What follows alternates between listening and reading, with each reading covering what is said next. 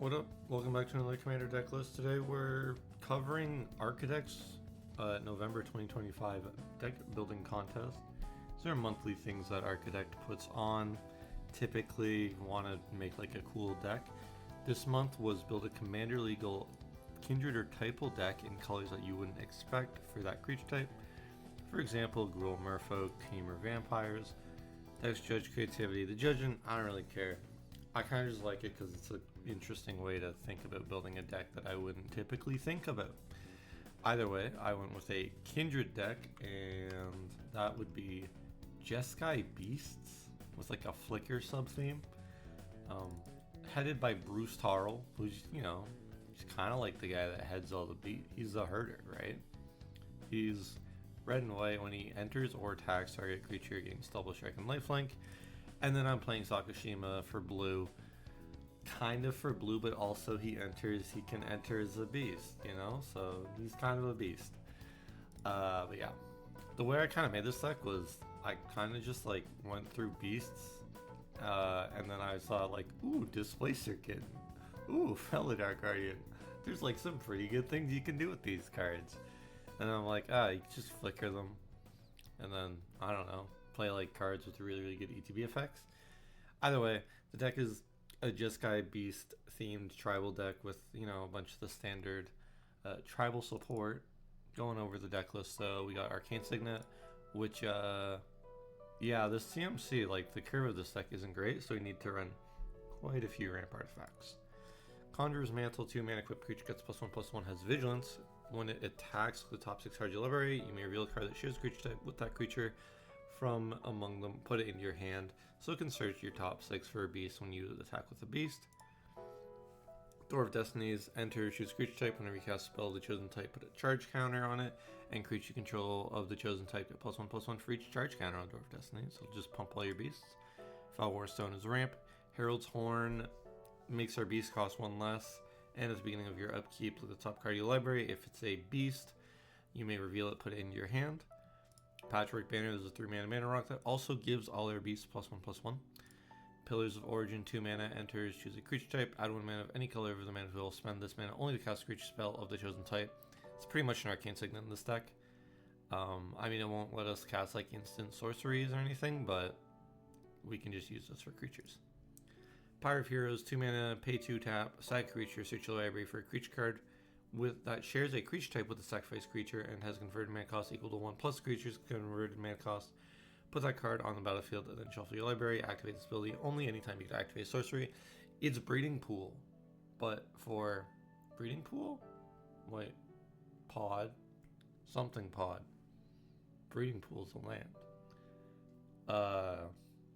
It's Birthing Pod, but for Kindred decks. It's 2 mana instead of 3. The Phyrexian green in one is 2 instead, so it's a little bit worse. It's kind of just in here as it can do cool thing because we do have a bunch of ETB effects on beasts. Soul Ring is obviously really good ramp. Swiftfoot Boots is protection for whatever we want to protect. Talisman are all just 2 mana good ramp spells. Urza's Incubator, 3 mana, makes our beast cost 2 less. Pretty nice. Vanquisher's Banner, 5 mana, you choose beast. Beast get +1/+1 whenever you cast a beast spell, draw a card. So kind of does everything. It is 5 mana, so it's a little pricey, but whatever. On to the creatures. Armguard Familiar, 2 mana, 2/1. A beast. It has Ward 2. It has Reconfigure 4, so you can attach it as an equipment. And equip creature gets +2/+1 and has Ward 2. It's a little way to give protection while also being a beast, so it's a little utility beast. Chrome Shell Crab, 5 mana, 3/3. You can morph it for 5. If it's face down, which, it's the morph thing. And then when it is turned face up, you may exchange control, target creature you control, and target creature and phone controls. It's like a really bad Gilded Drake. It's a beast Gilded Drake, but like it's really bad. That's how I would describe this card. Curl, 2 mana, 2/2, pay 2 tap target non-enchantment creature. Can help us for hitting people that have big blockers and tapping them down. Crater Helion, Echo 4, so at the beginning of your upkeep, if it's under your control, you have to sacrifice unless you pay 6. When it enters battlefield, it deals 4 damage to each other creature. This is one of our better beasts to flicker, because obviously with the Echo trigger on the stack and the upkeep, we can actually just flicker it, not pay the 6, it'll come back, it'll ignore the echo.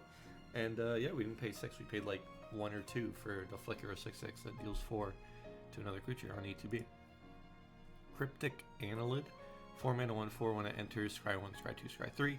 It's kind of just another flicker target. 4 mana 1/4, not great. Although scrying will, like, it's essentially scry 6, which is pretty sick. We don't need to like order stuff to the top of our library in any order, so there's no difference between scry 6 and then scry 1, scry 2, scry 3 in the stack. Displacer Beast, when it enters, you venture into the dungeon. Obviously this is a good flicker target because you can just keep holding the initiative. And then you can pay for it, return it to its owner's hand, which is alright, but yeah. You flicker it, keep going through dungeons. Displacer Kitten, obviously one of the cards in this deck was originally themed around because this card is super duper good. 4 mana 2/2, whenever you cast a non-creature spell, exile up to 1 target non-land permanent you control, then return that card to the battlefield under its owner's control. So whenever we cast a non-creature, we just flicker something. This could be a flicker spell, and then we're flickering 2 things. This could be just like an enchantment or a removal spell. We also get value. Felidar Cub, 2 mana 2/2. You can sacrifice it to destroy target enchantment. Kind of just enchantment removal. It's on a beast, which is nice. Felidar Guardian, when it enters, you may exile another target permanent you control, then return that card to the battlefield under its owner's control. So ETB flicker something else. Felidar Savior, 4 mana 2/3. When it enters, put a 1/1 counter on each of up to 2 other target creatures you control. So this, you can just flicker to pump your things over time. Fortune Loyal Steed, 3 mana 2/4. When it enters, scry 2, which is nice, but also when it attacks while saddled at the end of combat, exile it and up to 1 target creature that's saddled this turn. Then return those cards to the battlefield under their owner's control. So it will flicker itself and whatever you use to saddle it whenever it attacks, which can obviously be really, really strong. You're getting a scry 2 and whatever else that you're flickering or, you know, saddling it with. Furnace Rider, 5 mana 4/5. When it enters, put 2 oil counters on it, and you can remove an oil counter to give target creature haste until end of turn. This is nice, you know, you can play a few creatures, give them haste, flicker this after, refresh the oil counters, and just keep giving your creatures haste. Giant Cindermaw, trample, players can't gain life. It's kind of just a 3 mana 4/3 that says players can't gain life. It's not like ever a bad card to put into a deck, especially if, I don't know, you're across the table from like a life gain player. Gulf Squid, 4 mana 2/2. When it comes into play, tap all lands target player controls. It's a decent flicker target. I actually like it more as the like a way to shut down, let's say, the blue player's open mana before you want to cast a big spell that you might think will get countered. And yeah, in that case, it's pretty alright. You could also flicker and then like tap down multiple players in the same turn if you want to try that. Highcliff Felidar, 7 mana 5/5. When it enters, for each opponent, choose a creature with the greatest power among creatures that players control. Destroy those creatures. This is a good way to just, I don't know, get rid of big dudes on board. It's 7 mana 5/5 with Vigilance, which isn't a great stat line, but it's ETB removal, which is also good for flickering. Intrusive Pack Beast, when it enters the battlefield, tap up to 2 target creatures your opponents control. Again, just a way to tap down blockers if you want to swing at a player and they have scary things on board. Lord Dracus, 3 mana 2/3. You can mutate it for 2. So if you cast the first mutate, you put it over or under target non-human creature you own. They mutate into the creature on top plus all abilities from under it. I mean, the fact that we're playing a Beast Tribal deck just kind of means that like almost all our creatures besides Bruce Tarl are going to be mutate targets. And then the creature gains, or this creature has, whenever this creature mutates, return target instant or sorcery card from your graveyard to your hand. So it's kind of a one-time, you can pay to return instant or sorcery to your hand if you want. Also, the way flickering works with mutate is if you flicker a mutated card, they all come back separately, which is pretty neat. So you can mutate this for 2 under something, probably with an ETB, return a flicker, play the flicker, flicker the mutated card that this is under, and then they both come back. Obviously this won't have its mutate return, but you have a 2/3 and whatever else, and yeah. Lumbering Battlement, 5 mana 4/5. When it enters the battlefield, exile any number of other non-token creatures you control until it leaves the battlefield. It gets +2/+1, +2/+2 for each card exiled with it. Sorry. So, I don't know, you can kind of just collect everything, flicker this, and then boom, you get all the ETBs back. It's a good way to just get all your ETBs or get a bunch at once. Mutalith Vortex Beast, 6 mana, 6/6 trample. Whenever it enters, flip a coin for each opponent you have. For each flip you win, draw a card. For each flip you lose, he deals 3 damage to that player. There's no downside. Heads I win, tails you lose, right? Like, either drawing a card or burning players on an ETB. And it's a 6 mana, 6/6, which is nice. Oxida Scrap Melter, 4 mana, 3/3. When it enters, destroy target artifact. Just an ETB to destroy artifact. It's good to play these types of cards, I think. Phyrexian Ingester, 7 mana, 3/3. When it enters, you may exile target non-token creature. It gets +X/+Y, where X is the exiled creature card's power and Y is its toughness. Obviously, 7 mana for this is kind of whatever, but you can just like exile any big creature, and then this guy gets even bigger, which is pretty cool. Roaming Throne, this just doubles all our beast triggered abilities. If a triggered ability of another creature you control of the chosen type, which is beast, triggers, it triggers an additional time. So this will just like do crazy stuff with our beasts. In retrospect, I probably should have put Panharmonicon in this deck too.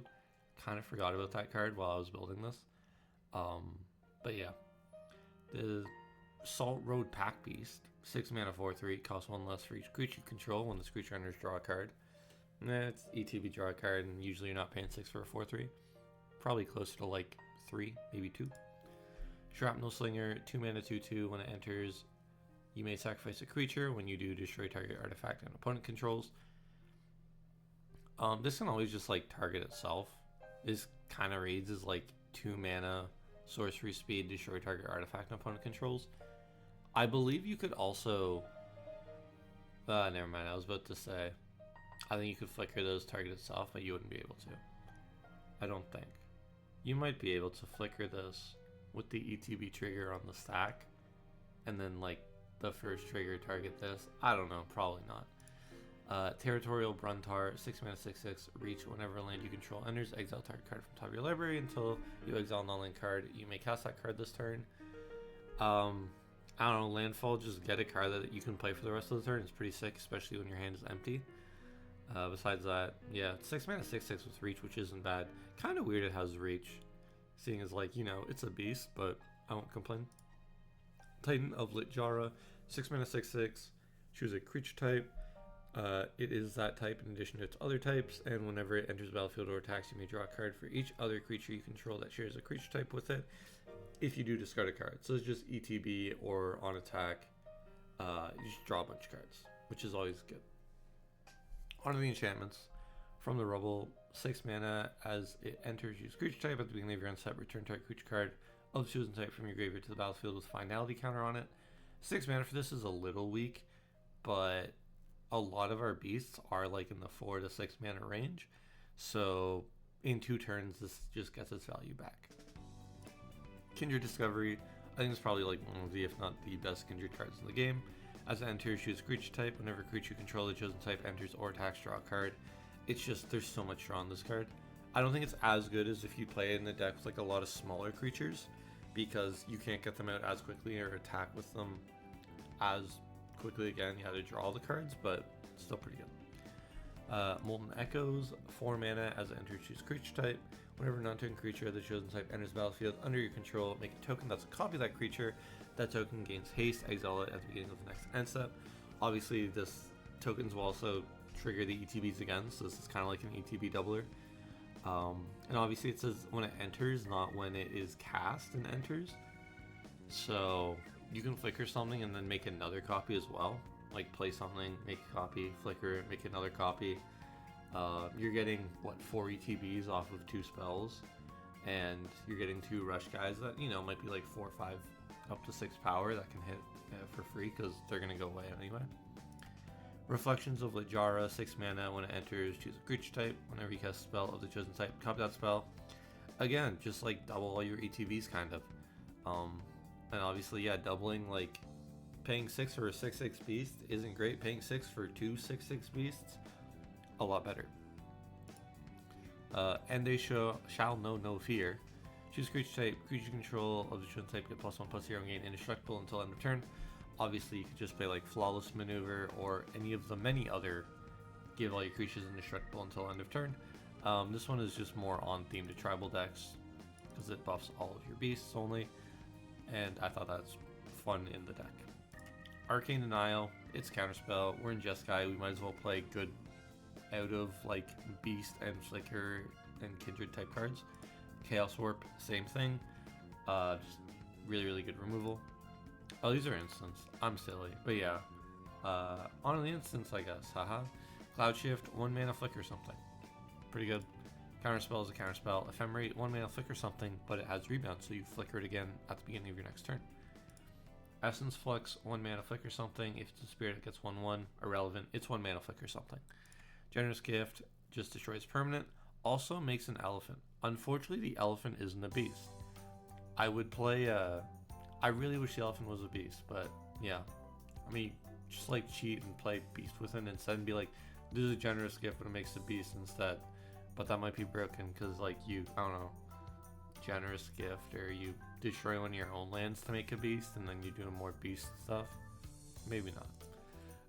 Ghostly Flicker, 3 mana. You can flicker to target artifacts, creatures, and/or lands you control. So yeah, way to flicker, but weaken it 2 things. Negate is negate. Path to Exile. Exile a creature, they ramp. Swords Plowshare. Exile a creature, they gain life equal to power. The land base, nothing special. I think like we're playing some of the. I think I tried playing most of the. What's it called? Like Kindred. Path of Ancestry, surprisingly not, but I just put in all my 3-color decks. Secluded Courtyard can tap for any mana of any color for a beast. Unclaimed Territory, same thing. 3-Tree City is good when you have a bunch of a creature type. If we have a bunch of beasts, this can be a pretty good card. I don't think it's as good as like if you put it again in like a little guy's Kindred deck, but it's still in here because it kind of fits the theme. On to sorceries, we got Blossom Sacked. It's a good board wipe. That's all to say about that card. We got Distant Melody. Choose creature type, draw a card for each permanent you control of that type. If we have enough beasts, it's like 4 mana, draw 5, draw 6. It's pretty sick. If not, it's not a great card, but hey, we like to play that. We like to build a deck thinking that it'll work. Everything Comes to Dust. This is a 10 mana Convoke, thankfully. Exile all creature types except for those that share a creature type with a creature that convoke this spell, all artifacts, and all enchantments. This will wipe all artifacts and enchantments and everything besides beasts, which is pretty convenient because we play a lot of beasts, and other people hopefully not playing all beasts as well, because then it would not be that good of a card. Kindred Charge, 6 mana, choose creature type. For each creature you control the chosen type, make a token that's a copy of that creature. Those tokens gain haste, exile them at the beginning of the next end step. We have a bunch of beasts, we play this card, we doubled our beasts. They all get ETB triggers, and they all attack, and then they all die, which is, yeah. But they all attack, and we get a bunch of ETBs. That's a good part about this card. Raise Palisade, 5 mana, choose creature type, return all creatures that aren't of the chosen type to their own hands. It's kind of a board wipe, in the same way that like Sunder is a board wipe, but Sunder hits lands. Yeah, return all creatures to hands means that everybody will spend time replaying them.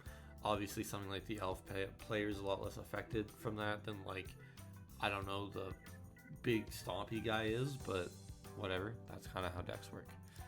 On the maybe board, these were cards that I originally had in the deck. I took out simply because I actually just I had too many cards in the deck, and I'm like, oh, I need to take stuff out. Adaptive Automaton, as it enters each creature type. It's a creature, it's a chosen type, and then other creatures you control of the chosen type get +1/+1. For 3 mana, naming beast and giving all your beasts +1/+1, doing nothing else on a creature which is susceptible to removal. It's not great. Some of our other cards that give +1/+1 is better instead. And also, some of our beasts are just big enough where I don't really know if we need the +1/+1. Ceradon Yearling. I just think this card was kind of hype, but I took it out because it's just kind of hype and not that good.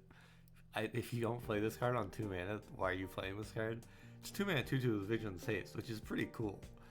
But like, if you don't play this card on curve, and like, oh cool, you gotta hit somebody 20 times for this card to do anything. So, not great. Gargadon, 7 mana, 7/5 with Trample. And you can suspend 4 for 2 mana. I'm like, that's cool, but I don't ever see myself suspending a card for 4 turns. And then like, it's just a 7/5 with Trample. I guess having double strike because of Bruce Tarl would make it a little bit better. But yeah, like it's not a great flicker target either. It's kind of just a beast. Metallic Mimic. This is the same as Automaton. Enter, choose a creature type. Other creatures of the other type get +1/+1. Yeah. Rally the Ranks, 2 mana as it enters. Choose creature type. Creature control the chosen type get +1/+1. I just kind of really shied away from these +1/+1 on like Lord effects on creatures. I'd rather if the card did that and something else, and it was a little more impactful, because I've learned, I'm not sure if I've learned, but I've started building decks with more just, let's just play big things and see what happens. And Rally the Ranks isn't one of those types of cards, whereas something like Molten Echoes or, you know, will do just like, oh, big flashy thing. Sure, why not? Obviously, you need enough of like a baseline to be able to work on the big flashy things, but that's not too bad to do. Trove Warden, 4 mana, 3/4 Vigilance. Whenever a land enters battlefield under your control, exile target permanent with mana value 3 or less from your graveyard. When it dies, put each permanent card exiled with it on the battlefield under the control of that card's owner. I think this card is just a little too slow. If we did more landfall stuff, I could see this being kind of sick.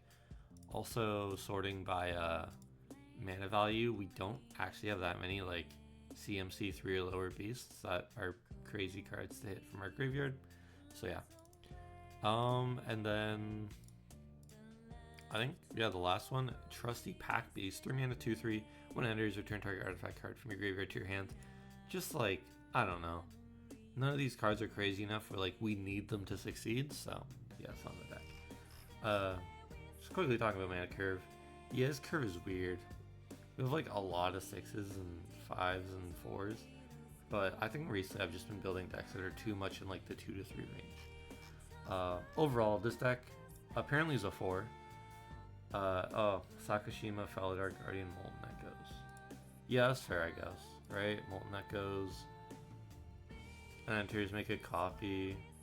Felidar enters, make a copy of Felidar, flickering the first Felidar, and then you just make infinite Felidar Guardians with it. Yeah, okay, that's fair.